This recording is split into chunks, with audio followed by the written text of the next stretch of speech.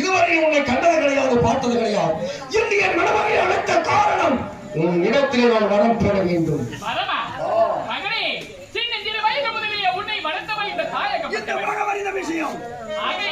நீ எந்த வரமாக கேட்டாலும் பரவாயில்லை, காரணமாக தருகிறார் என்று சத்தியாகப்பட்டது. அப்படியா?